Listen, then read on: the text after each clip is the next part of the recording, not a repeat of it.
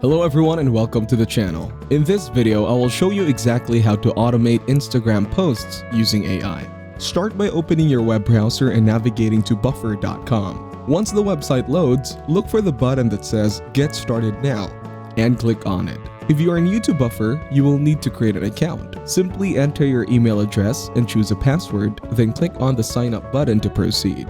If you already have an account, you can't skip the sign up process and instead click on Login instead. Enter your email address and password and click on Login to access your account. Once you are logged in, navigate to the Connect Your First Channel section. Click on Connect Channel to link your social media accounts to Buffer. Specifically click on Connect next to the option for Instagram to link your Instagram account to Buffer. After connecting your Instagram account, head over to the Publishing tab.